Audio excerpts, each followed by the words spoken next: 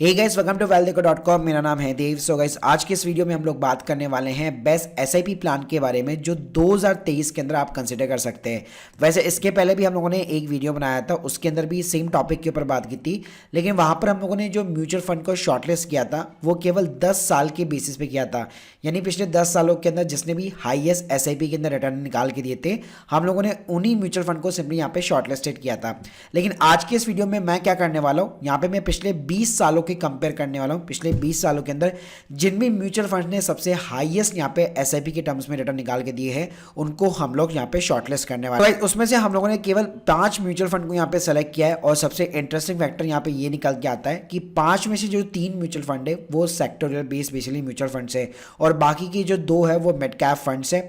और गाइस, ये कोई भी म्यूचुअल फंड्स हम लोग रिकमेंड नहीं कर रहे, ये वीडियो सिर्फ मैं एक एजुकेशन पर्पस के हिसाब से बना रहा हूँ। तो गाइस, इस म्यूचुअल फंड की लिस्ट के अंदर नंबर 1 के ऊपर निकल के आता है आईसीआईसीआई का प्रूडेंशियल का टेक्नोलॉजी फंड्स। और ये एक रेगुलर प्लान है, क्योंकि आप लोगों को पता होगा जो डायरेक्ट म्यूचुअल फंड्स होते थे वो 2023 से इंट्रोड्यूस किए गए थे। तो हम लोगों ने जो 20 साल का कंपैरिजन भी किया है ना, वो सारे के सारे रेगुलर म्यूचुअल फंड्स के साथ में किया है। तो गाइस, आईसीआईसीआई प्रूडेंशियल के टेक्नोलॉजी फंड की बात करूं तो पूरा एक सेक्टोरियल बेस्ड फंड है, म्यूचुअल फंड है। केवल जो टैक्स सेक्टर की कंपनीज होती है उसी के अंदर ये इन्वेस्ट करता है। बहुत साल हो चुके हैं इसको, 20 साल हो चुके हैं ऑलमोस्ट। फंड साइज की बात करो तो पूरी इन्वेस्टमेंट कैटेगरी के अंदर 5% कॉन्ट्रीब्यूट करता है। 8,000 करोड़ से भी ज्यादा का एयूएम साइज है और रेगुलर प्लान है, इसलिए एक्सपेंस रेशियो 2.09% का है। लेकिन अगर आप कैटेगरी एवरेज से कंपेयर करेंगे तो डेफिनेटली यहाँ पे कम निकल के आता है। इसके अलावा अगर मैं क्रिजल रैंक की बात करूं तो 3 स्टार की रेटिंग थी, पहले इसकी 5 स्टार की रेटिंग थी, लेकिन 2022 के अंदर जो टैक्स सेक्टर है वो पूरा यहाँ पे बहुत ही धमाकेदार से गिरा है। इसी रीजन की वजह से इसकी जो क्रिजल की रेटिंग थी वो यहाँ पे 3 स्टार की हो गई। साथ में गाइस, अगर मैं रिटर्न की बात करूं पिछले 10 सालों का अगर भी आप रिटर्न निकाल के देते मोर देन 20% का यहाँ पे सीएजीआर बेसिकली निकल के आता है। साथ में गाइस, अगर आप पिछले 20 सालों का भी यहाँ पे एसआईपी का रिटर्न निकाल के देखते हैं तो यहाँ पे 19% का सीएजीआर निकल के आता है। साथ में कैसे अगर मैं बीटा की बात करूं जस्ट 0.97 का है, यानी 1 से भी कम है। वॉलेटिलिटी इसके अंदर थोड़ी बहुत कम देख सकते हैं आप। लेकिन अगर मैं अल्फा की बात करूं तो काफी अच्छा यहाँ पे अल्फा निकल के आता है 6.24 का। तो गाइस, डेफिनेटली इस टाइप के म्यूचुअल फंड को आपको कंसीडर करना चाहिए। 2022 के अंदर डेफिनेटली यहाँ पे टैक्स सेक्टर की कंपनियां नहीं चली है, लेकिन देखिए हर साल जो है सेक्टर रोटेशन होता है। जैसे 2022 के अंदर पीसीयू बैंक काफी ज्यादा भागे हैं, तो यहाँ पे आपको जो है वेट करना पड़ेगा। जब भी टैक्स सेक्टर के अंदर ग्रोथ आएगी तो डेफिनेटली इस म्यूचुअल फंड के अंदर भी आपको अच्छे खासे रिटर्न्स देखने को मिलेंगे। साथ में गाइस, अगर मैं ईयर वाइज भी देखूं पिछले 10 सालों का, यहाँ पे आप देख सकते हैं 2014 से केवल 2016 के अंदर ये केवल -3% गिरा था और 2022 के अंदर 23% से गिरा है। इवन गाइस, अगर आप वर्स्ट क्वार्टर भी यहाँ पे निकाल के देते हैं, जैसे कोविड का टाइम हो गया क्वार्टर फर्स्ट के अंदर, तो निफ्टी 50 की सारी कंपनियां अपने आप में 30% से यहाँ पे ड्रॉ डाउन हुई थी, लेकिन ये केवल 19% से हुआ था। जबकि अगर आप 2022 का भी क्वार्टर देखेंगे तो उस टाइम भी निफ्टी 50 अपने आप में 10% से गिरा है और इसकी कंपनियां यहाँ पे 20% से गिरी है, टैक्स सेक्टर डाउन होने के बावजूद। सेकंड नंबर पे गाइस, हमारा म्यूचुअल फंड निकल के आता है एसबीआई का कंजम्पशन अपॉर्चुनिटीज फंड। जैसा कि आप लोगों को नाम से यहाँ पे पता चल रहा है, ये केवल जो कंजम्पशन रिलेटेड कंपनीज होती है, एफएमसीजी हो गया और जो भी आप कंज्यूम करते हैं अपने डेली बेसिस पे, वो सारी कंपनियां इसके अंदर बेसिकली शामिल होती है। Sectoral based basically mutual fund है। यहाँ पे अगर मैं फंड साइज की बात करूँ तो 1000 करोड़ से ज्यादा का इसका एयूएम साइज है। एक्सपेंडिचर की बात करूँ तो 2.24 का है, जबकि कैटेगरी एवरेज 2.26% का है और ये एक रेगुलर म्यूचुअल फंड है। आप इसका डायरेक्ट प्लान भी यहाँ पे आप चूज आउट कर सकते हैं। इसके अलावा अगर मैं रैंकिंग की बात करूँ, क्रिजल ने इसको कोई रैंक नहीं दे रखी, लेकिन वैल्यू रिसर्च फर्म जो है बेसिकली इसने इसको 3 स्टार की रेटिंग दे रखी है। 3 साल की एसआईपी निकाल के देखेंगे 26% का सीएजीआर निकल के आता है, 5 साल में 18% का, 10 साल में 16% का, 15 साल में 19% का और 20 साल में भी यहाँ पे 19% का सीएजीआर निकल के आता है। साथ में अगर मैं बीटा की बात करूं यानी कि वॉलेटिलिटी की, तो 1 से कम है, जस्ट 0.88 का यहाँ पे आपको वॉलेटिलिटी मिलेगा। लेकिन अल्फा की बात करूं तो पॉजिटिव मिलने वाला है 5.23 का। तो गाइस, ये बहुत अच्छी बात है और सारी की सारी जो कंपनीज होती है वो इसके अंदर सारी कंजम्पशन रिलेटेड कंपनीज है। जैसे कि आप स्क्रीन के सामने देख सकते हैं, जैसे भारती एयरटेल हो गया यानी कि मोबाइल फोन की सर्विसेज, आईटी से लिमिटेड, सिगरेट्स हो गई और जितने भी एफएमसीजी प्रोडक्ट्स होते हैं, हिंदुस्तान यूनिलीवर्स आप इसके प्रोडक्ट यूज करते होंगे, प्रॉक्टर एंड गैम्बल, पीएनजी हो गया, चैलेट होटल्स हो गया, गो फैशन हो गया, हीरो मोटोकॉर्प, पेज इंडस्ट्रीज हो गया, एविएशन के अंदर यहाँ पे इंडिगो हो गया, ब्रिटानिया हो गया। तो इस तरह की जितने भी कंजम्पशन रिलेटेड कंपनीज होती है वो सारी इसके अंदर बेसिकली शामिल है। साथ में इसके गाइस, अगर आप एनुअलाइज रिटर्न में निकाल के देखेंगे तो कभी भी ये बहुत ज्यादा ड्रॉ डाउन नहीं है गया है पिछले अपने 10 सालों के अंदर। आप स्क्रीन के सामने देख सकते हैं 2018 के अंदर केवल ये -2.03% से ड्रॉ डाउन गया था और 2023 अभी जस्ट स्टार्ट हुआ है और ये केवल 0.54% से ड्रॉ डाउन गया है। बाकी आपको हर साल इसने पॉजिटिव रिटर्न्स यहाँ पे निकाल के दिए। साथ में कैसे अगर मैं वर्स्ट क्वार्टर की भी बात करूं, जैसे कोविड का टाइम हो गया, तो यहाँ पे निफ्टी 50 जब 29% से गिरा था तो ये फंड यहाँ पे -27% से गिरा है। वहीं पे 2016 और 19 में भी अगर आप देखेंगे तो निफ्टी 50 के ऑलमोस्ट इक्वली यहाँ पे ड्रॉ डाउन है, यानी कि निफ्टी 50 जितना गिर रहा है, क्योंकि ऑलमोस्ट इसके अंदर सारी की सारी मोस्टली लार्ज कैप कंपनी शामिल। तीसरे नंबर पे गाइस अगर मैं यहाँ पे म्यूचुअल फंड की बात करूँ तो वो निकल के आता है सुंदरम का मिड कैप फंड। ये भी एक रेगुलर प्लान है, लेकिन इसका आपको direct mutual fund growth plan भी बेसिकली मिल जाएगा। फंड साइज की बात करूँ 7,000 करोड़ से ज्यादा का फंड साइज है। एक्सपेंस रेशियो की बात करूँ तो 0.188% का एक्सपेंस रेशियो, जबकि कैटेगरी वाइज 2.1% का है।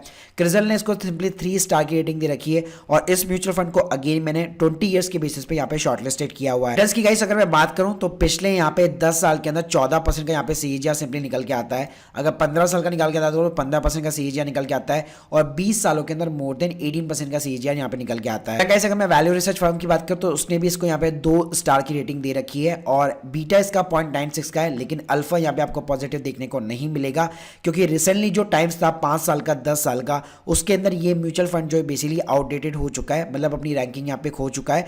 तो मिड कैप कैटेगरी में अगर पीजीएमआई इंडिया हो गया, अभी वो लेटेस्ट सबसे टॉप पे चल रहा है, तो उसको आप कंसीडर कर सकते हैं।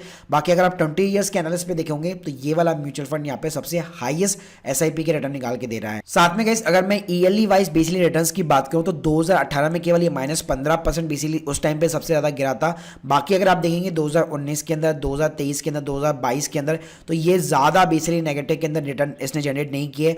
अगर आप पिछले 2016 से रिटर्न कंपेयर करते तो आपको ऑलवेज पॉजिटिव यहाँ पे रिटर्न्स देखने को मिलने वाले हैं, लेकिन इसने कभी भी अपने कैटेगरी एवरेज को अभी पिछले रिसेंट टाइम में यहाँ पे जो बीट नहीं कर पाया है। इसी कारणवश यहाँ पे इस मिड कैप म्यूचुअल फंड की जगह अगर आप 2023 के अंदर कंसीडर कर रहे हैं तो कोई पीजीआई इंडिया हो गया या जो भी टॉप लेवल कैटेगरी के म्यूचुअल फंड है पिछले 5 या 10 साल के बेसिस पे, उसको आप यहाँ पे पिकअप कर सकते हैं। अगर मैं 4th नंबर की बात करूँ तो यहाँ पे आईसीआईसीआई का प्रोडेंशियल का एफएमसीजी फंड निकल के आता है। इसका भी आपको डायरेक्ट प्लान मिल जाएगा।